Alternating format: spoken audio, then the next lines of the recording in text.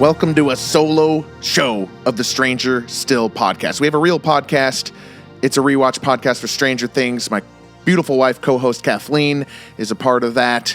Go check it out. My brother Kirk is now on it. We'll be firing for season 5. But today is just me. We have a 4-part YouTube series on just the music of Stranger Things. 11 plus music moments for each season of Stranger Things. Mostly the score, but the big needle drops, will be here as well. I just, I love the show. I love the music. I want to talk about it. Like, this is like a dump, there's not a promo, no monetization in any way. It's just on YouTube. I just want to get across how much I love the music of Stranger Things. Let's get it right going with season 1, the analog innocence, the discovery through detune. And we have to start with the number 1 score track in all of Stranger Things, honestly. Let's start with the big dog, Kids.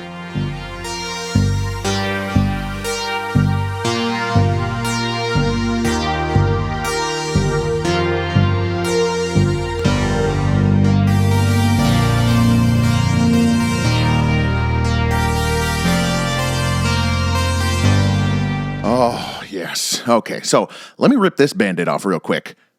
It's going to get real annoying to start playing the songs and then stop playing the songs. Every time I do it, you're going to be pissed. I'm pissed. I don't want to start talking. I want to listen to the rest of the track.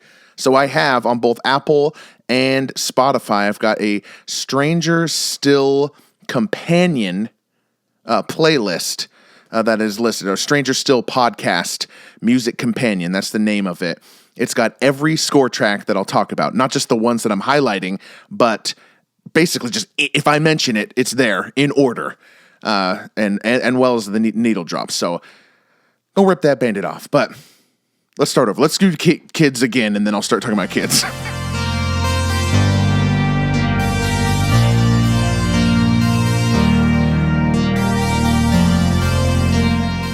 The fuzzy analog warmth of Kids. It's truly one of the big magical moments of the score. Nothing hooked me into Stranger Things more than this theme.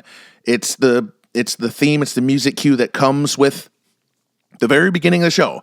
After the one random scientist dies, the next thing we see is Mike Wheeler's basement with Mike, Dustin, Lucas, and Will playing Dungeons and Dragons. It's the second scene of the whole show. And it's a warm blanket. There's these synth bass pads underneath. There's an analog lead. It's no cheap factory settings. The sounds are unique and alive, and there's little layers and little filters and delays that kind of stem from both the pads and the lead, and they kind of grow and pull and change. It's really interesting. We'll talk so much more about it in the score, but the tails of these sounds kind of fade and come back, and they're like part of the music still. It's like kind of all alive. What makes Kids different, though, is, it's got a hook, like a earworm pop hook. So much of the score is a mood or a tone or a sound and all this cool gear and equipment. Kids has a riff.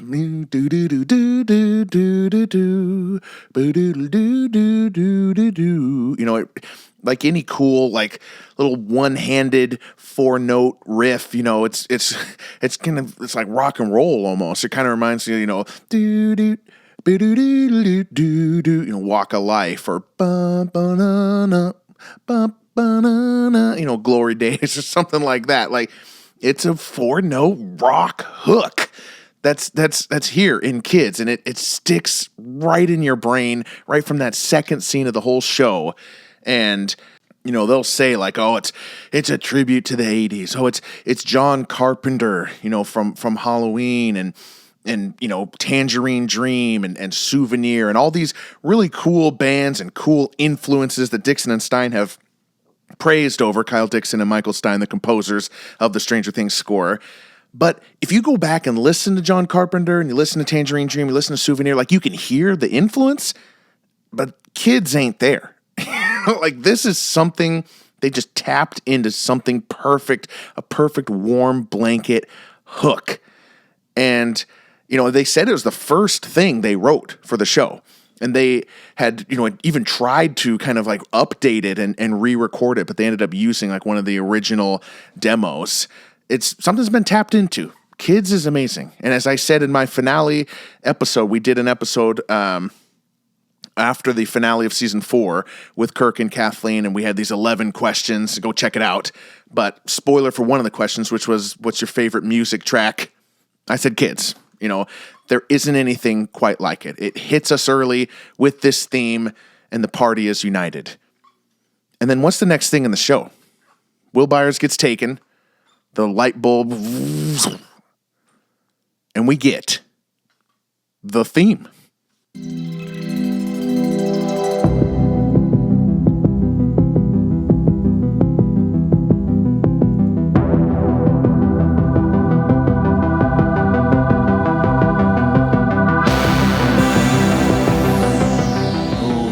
That Mellotron swoosh, the first of many like arpeggio synth, arpeggio meaning just kind of like picking through the chord, one by one. So it's one single chord. I think it's the C chord, and it's just kind of basically playing, all of every other white key on the piano if you were to do it, and it's the bass note that is changing. Not the right hand. You're playing that same boom boom boom boom boom boom boom boom boom boom boom boom boom boom boom, and things are kind of bum bum bum. I promise not to get too. I promise not to make this too much of like a music theory exercise, but here I do feel like it's worth it to point out that this chord C is staying the same in the Stranger Things theme, and the bass note is creeping up towards C, starts at C, goes to E, goes to G, and then it gets so close. It gets right to that 7th, which is, a half note away from home, from being C as well. And our minds recognize that it's close. There's this B note, and it's so close to the C note, and we recognize it, and there's a sense of unease because we know just subconsciously how close it is to being right. And, I promise I won't get too much into the chords and stuff because that just doesn't make for good listening. But that was an interesting one to point out for me. There's no real melody. It's just kind of a circular thing. The sound and the tension, they really come from what is basically the tenets of, especially of season 1 score. It's like, it's the gear, like it's the equipment. They're swapping in and out these vintage synths, from the late 70s and early 80s. They're doing these noises and filters and wobblers. There's like a lot of analog circuitry, which means they're not using the digital presets. They're using a synthesizer that takes electricity and then applies things to it to make it sound cool.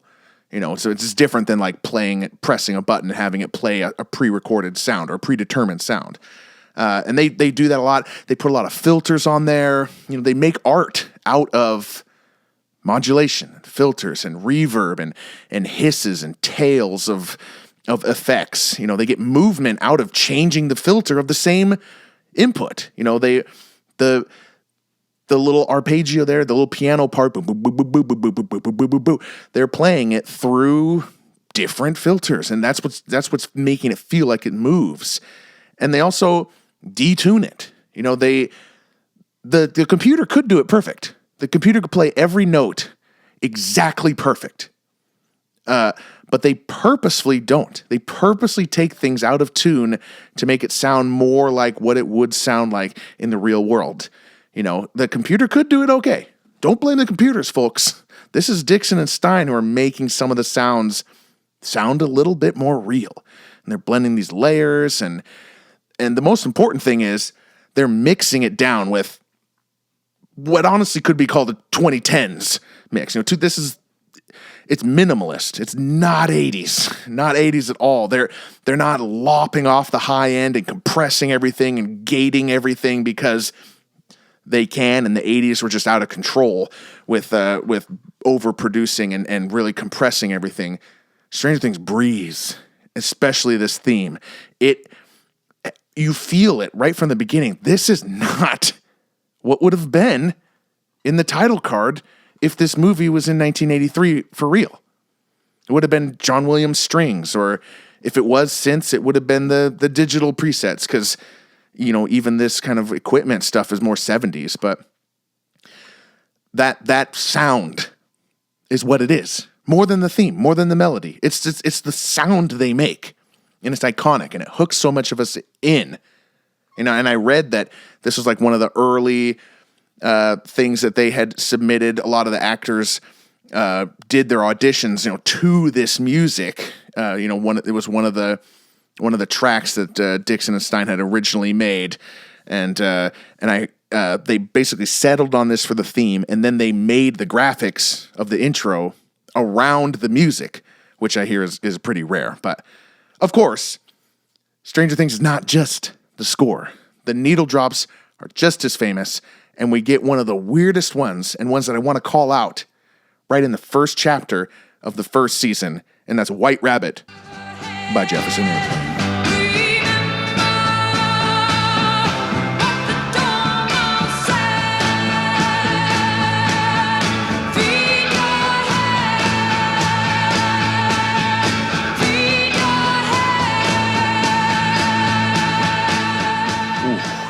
And, of course, that comes as 11 is running from the diner and the lab agents are killing Benny.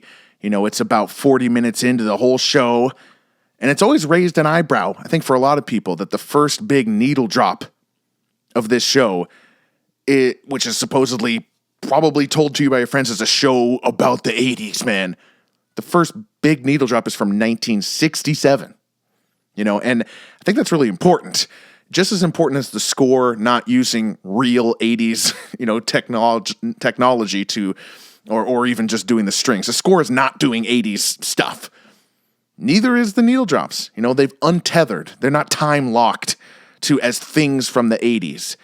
And they use this dark and twisty, 1960s LSD psychedelic song, which is about Alice in Wonderland, and as we see 11 running out in the woods, and clearly her only friend she's ever made is dead already. Benny is gone, and she's off into this dark, tragic, twisted version of Alice in Wonderland as she's out in the woods in the rain, running from people with guns who just killed somebody. That low, that scary moment, that's where we leave her before she comes across the party and the rest of her life, right? So I noticed rewatching it that the song actually comes on in world, as a diegetic sound. Like it's on the radio as 11 is eating ice cream and Benny is cooking up a burger there. They're nice and comfy in the kitchen. So literally the last song that Benny ever listens to in his life, and probably the last song those lab agents heard, because I think 11 kills 2 of them at the door. So they died doing what they loved, listening to Jefferson Airplane. No, but cool needle drop. Let's skip a little bit forward here. Let's go through chapter 3. Will is in the Upside Down. Joyce is just feeling like she's crazy. She's got these phone calls, like, my boy is still alive. And she communicates to him in the lights. And the score track is One Blink for Yes.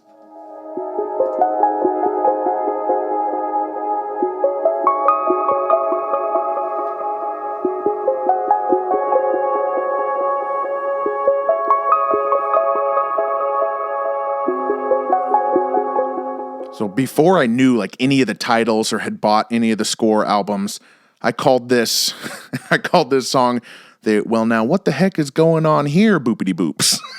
Just like there's a sense of like mystery.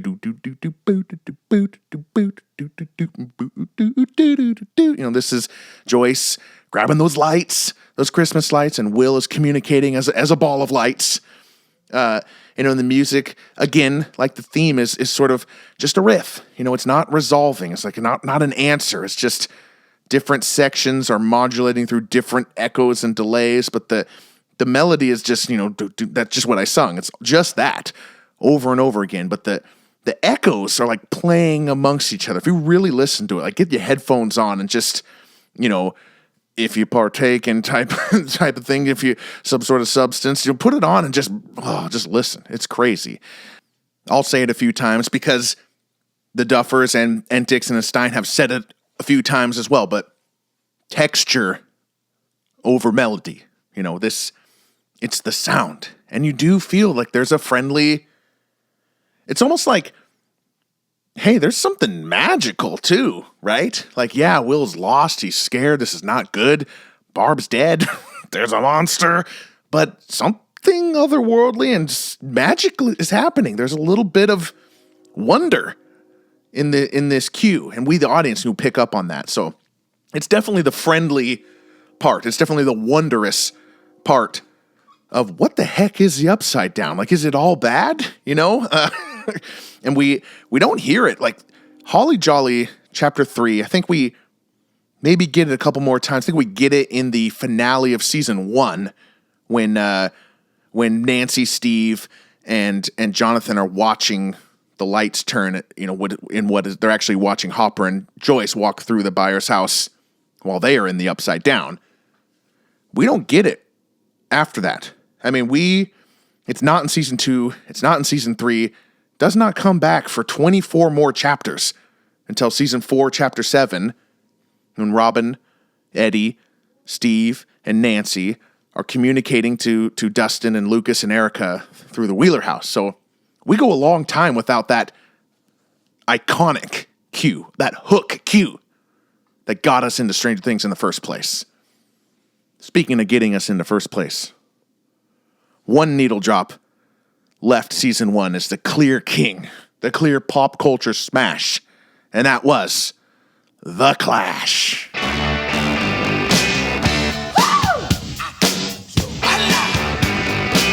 Darling, you got to let me know. Should I stay or should I go?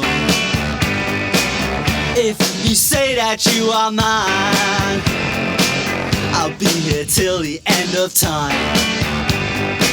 So you got to let me know. Should I stay or should I go? So the Duffers had said The Clash, and this song, Should I Stay or Should I Go, off of Combat Rock, was in the fabric of the creation of the show from the beginning. And, it's a perfect fit to me because this is what the first season's all about. Not the shiny glitz of the 80s. Not yet. We're not to Season 3 yet. But kind of the cutting edge of cool underneath what we would think of as a stereotypical 80s. And this was the Stranger Things song.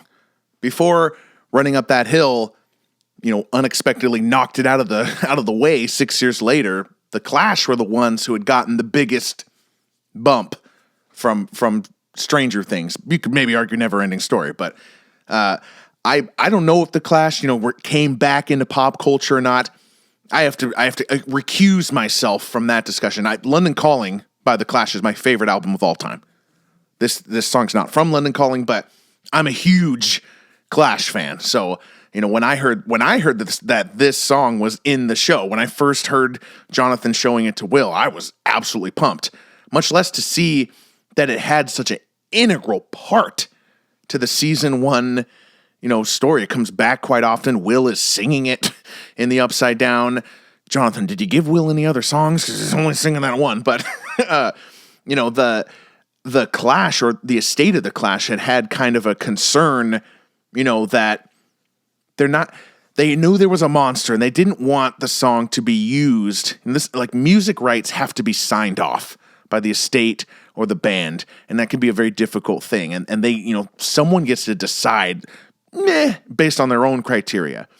So the people deciding for the Clash, they didn't want the song to be used as like, oh, which way do I go? Which way do I turn as a monster chases me? They didn't want that. They were kind of felt like maybe it was being poked fun at a little bit. And of course their music is very serious to them and or very real to them, I should say. They didn't want it to be like making fun of that song. Like, oh, which way do I go? Bo, bo, bo, bo, bo, bo, bo.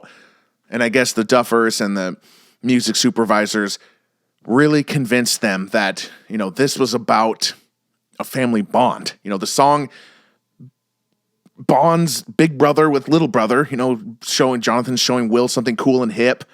And ultimately it's like it scores a moment of like unfathomable decision making by Joyce.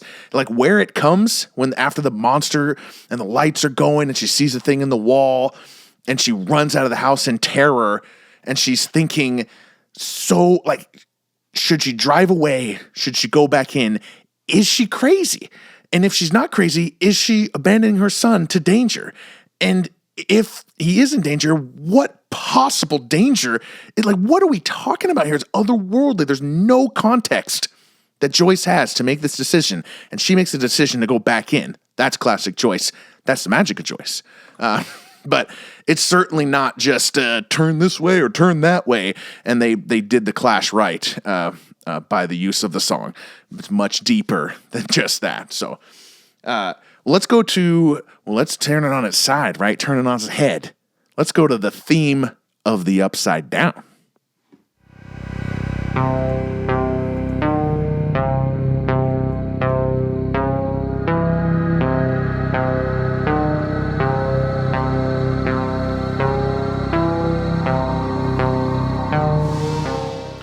Creepy, detuned, uneasy, without rhythm, without backbeat. It just, these pitch sliding, spacey, sustained pads, nothing resolved. Things are fading, things are coming back up. There's more of a pulse, more of a heartbeat, irregular as it may be, that kind of keeps things going. It's every trick in the book Dixon and Stein threw at this skin-crawling track, and they said, since the series, one of either Dixon or Stein said, since the series teeters between wholesome family time and government-funded dimensional travel where there happens to be some sort of monster, we had a decent amount of ground to cover. And I always think of, they wrote kids, and then they went all the way to the other corner and wrote this.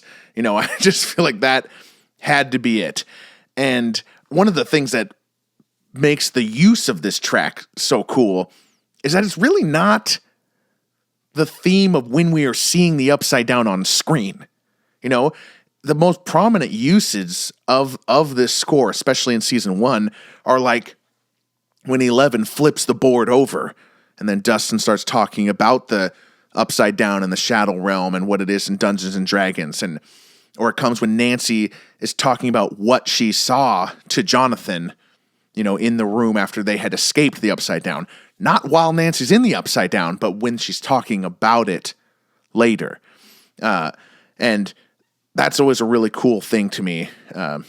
It's uneasy, and it's more of a play on our perception of this danger. And again, those notes are so close together. Think of it like somebody's playing, they walked up to a piano and they're playing the two keys that are right next to each other. Just, it's like they're so close. The dissonance is so annoying because we know how close it is to being right. And there's also a lot of detuning stuff that is going on all over the place. But throughout the entire series, of course, this theme comes back up. It's not always the score track Upside Down theme, but this sound, this saw, this sign, this waves, it's all over the place, and it's iconic. Speaking of iconic, let's talk about the Upside Down's worst enemy, 11, and her theme.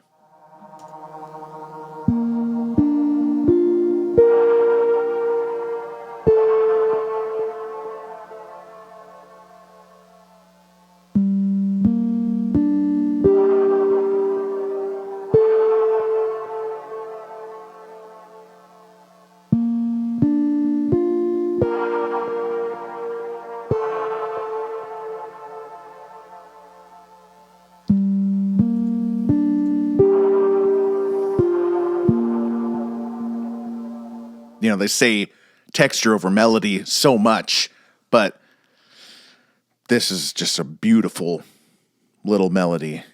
Between this and Kids, I always think of 11's theme as a careful plucking out of a timeless melody, on piano. Like there's these big breaths in between, starting over each time, adding a little note, a little turn, as you just one finger on a piano, just pick this thing out of the air. Like it's learning, and it's sad, and it's beautiful. It's 11, and her experience in the lab, and just the overall sadness of this little girl sometimes somehow holds on to an ember of humanity despite growing up in that lab.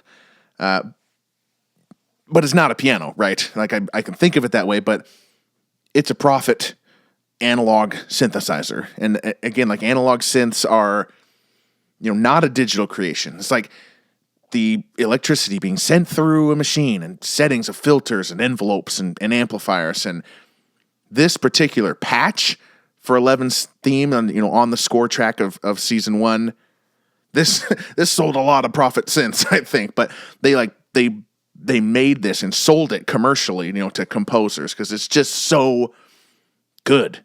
The sound that they came up with. And again, it's not 80s. It's not really 80s, like more like late 70s, more like early 80s, probably actually definitely was out of fashion by the time we got to the setting of season 1 in 1983. And I think the Duffers almost are writing like an alternate history of what 80s movies and TV shows could have been scored with. And they could have had the big blockbuster stuff could have had all of this, Kraftwerk and Tangerine Dream. They could have had this cool stuff, but they didn't. They went digital, and they went John Williams strings. I mean, bow down to the one true king. John Williams is amazing, but that's strings. That's orchestra. That's not this type of human, which is ironic because strings are played by humans, and this is not. This is played by computers, programmed by humans, but such is the chaos of life, I guess. I don't know. So 11's theme, one thing I didn't know before I started doing this podcast, it's connected to the Upside Down theme in that it's in the same key. So they could be played over each other. I don't think we've ever heard that in the show, but they are in the same key. They're connected in a way. There's some similar synthesizer sounds in there. They sound so different at first glance, but it's interesting to me that they can kind of fit there. And like One Blink for Yes, we don't get hammered with this theme across the whole series. In season 1, it's used a lot, especially when she's alone in the lab or feeling alone and disconnected from the boys, from the party. But I think we hear it once in season 2. I think when Mike is looking at the empty, spot where she slept. It's been a year. He's walkie-talkieing her. That's before we know that she's gone to live with Hopper, so we don't even know where she is. We don't know her whereabouts. And then we do not hear 11's theme again for 24, 25 chapters until she's back with Brenner in Project Nina, in season 4. So props to them for not overkilling these super popular score tracks and themes. They didn't just hammer it home. They showed some restraint. And when it comes back in season 4, we will be talking about it. All right. Speaking of another track that also comes back in season 4, but is a pinnacle of season 1. What a good season of music. God, look, all these things stacked together back to back to back to back. It's like crazy. No wonder Stranger Things is so cool. She'll Kill You.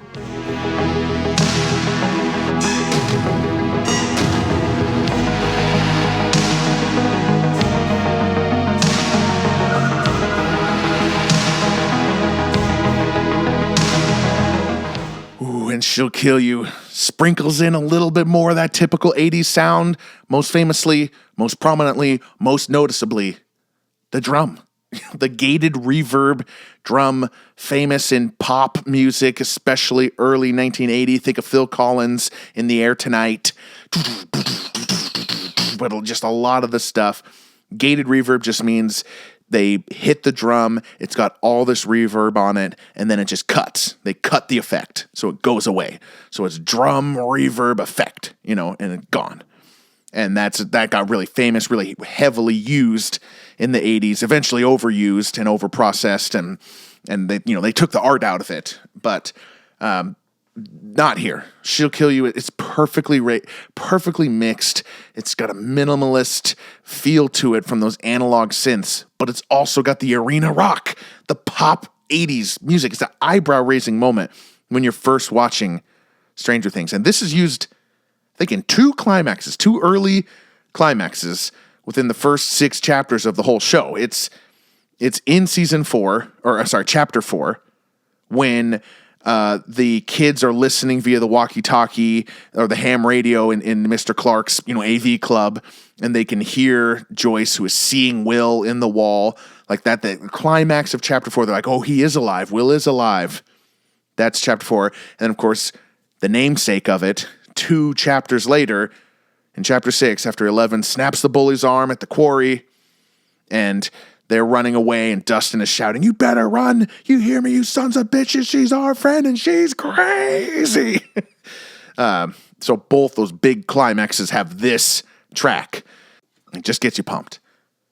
And maybe that's why they came to Kate Bush in season 4, because, this, before Kate Bush and Running Up That Hill in season 4, this was the song. Like, it's the same type of feel. Like, I was reading that, for all I said about the drums there and the gated reverb and the Phil Collins of it all, this song actually has, or is trying to mimic, like, the drum programming systems, the patterns used by computer that Kate Bush used on Running Up That Hill. So they were, like, actually going for a Running Up That Hill vibe this early into season 1. And they were, Dixon and Stein were definitely not using the actual drumming programs that Kate Bush would have been using in the 80s, but they were trying for it. They were going for that aesthetic. So even before Max is running from Vecna in the Red Suit Mind world, they already had a little bit of Kate Bush already in there, which I find interesting.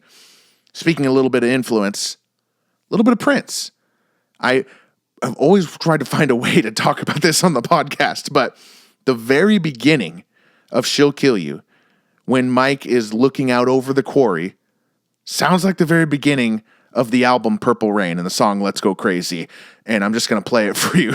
And I've always loved it. Always thought it was kind of a cool way to find a way to get at least some Prince into this show set in the 80s. The "Dearly Beloved, we're gathered here today to talk about this thing we call life." The beginning of the Purple Rain album. Go check it out. All right. Let's go back to the bad guys and the Q track, Danger, Danger.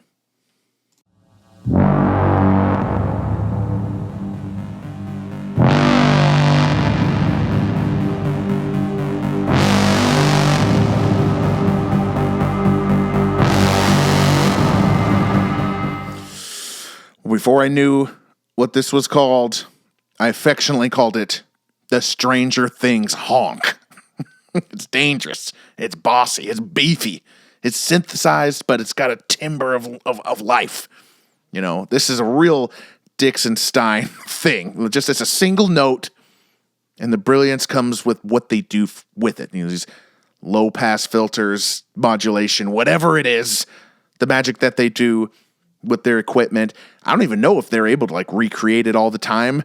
I read somewhere that they kind of, they run machine to machine to machine to machine, and they have certain settings and certain circuits and certain inputs, and recreating it might actually be challenging sometimes, I read. But this track, the honk, it plays all over season 1, especially as the threat or the monster, is more of a mystery. When 11 is locked in the brig, when Joyce gets a second call from the Upside Down, when the tethered guy gets pulled into the Upside Down and they pull back bloody rope, and it's blasting all over the finale as the Demogorgon, attacks everywhere. But my favorite use of it is when Joyce is in the interrogation room with Brenner, and Brenner's giving her the same speech he gave, Karen Wheeler, and he's trying to charm her, and she's like, "I quit lying. Turn off the charm. I know that you're a terrible person." while he's talking, you can hear, or, while they have the argument, you can hear this track, that kind of gives us, the audience, the feel that, well, first of all, that she's right, and also that he is, the source of the danger. As Eleven will say in season 4, you're the monster. So, interesting little parallel there. But a good time to bring up, too, that the honk, the danger track, the honk is so well placed. And I had read Dixon Stein talk about how important the visual and story beats are with the score, to the Duffer Brothers, and how pleasing them can be very difficult, because they're not pressing play on the track and just letting it go over the visuals. Like, it is all very well timed up to specific beats. And they said, like, the Duffers will tell us it needs to do this, and sometimes we'll be like, cool, and sometimes we'll be like, ugh, how are we going to do that? And when they said that, and I heard that in an interview, I thought of this track. The honk always seems to come at the right time, visually and suspensefully. So, let's go to, we're getting near the end of the season now. Let's go to the penultimate episode when their kids are being chased by the van, and they're about to flip one of the vans, and everything's going crazy, and we get the score track, Time for 187.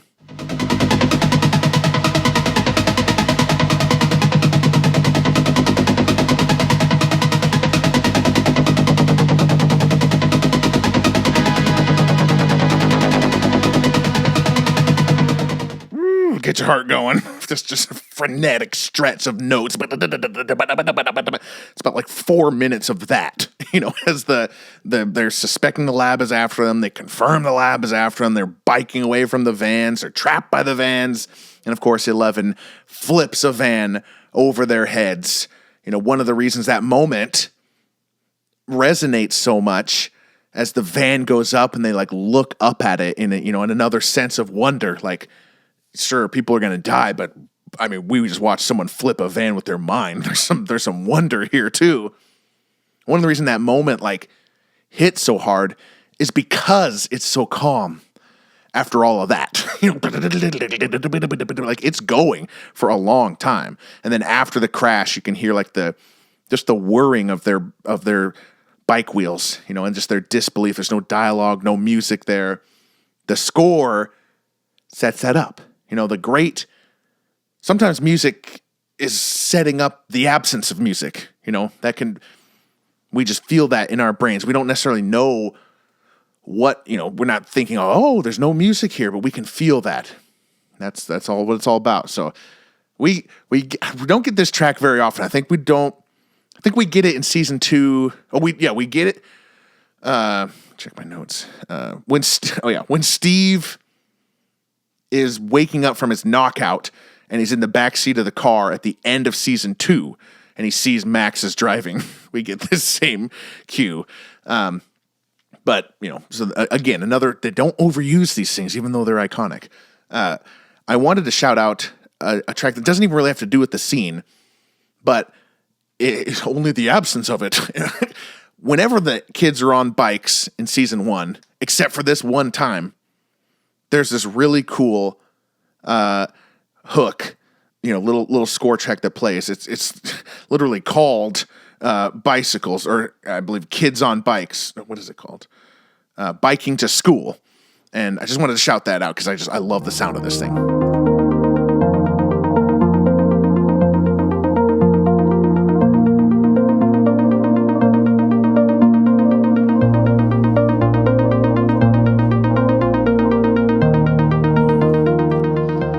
Every time they're on bikes, it plays that. Basically, any time that they're doing this little blip and bloop thing, doesn't that just take you back? Oh, the magic of season 1, man. Okay, let's close with Moby's iconic track. Iconic because of Stranger Things. When it's cold, I'd like to die.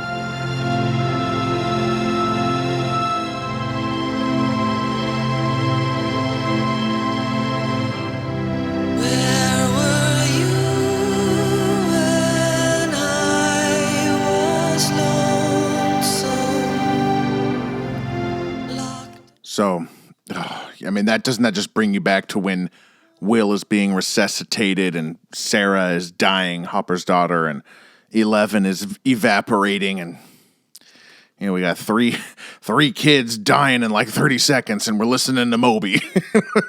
Man, what a climax. And the Duffers, just like the Clash, they had this, kind of pinned in, in pen as part of the fabric of the show.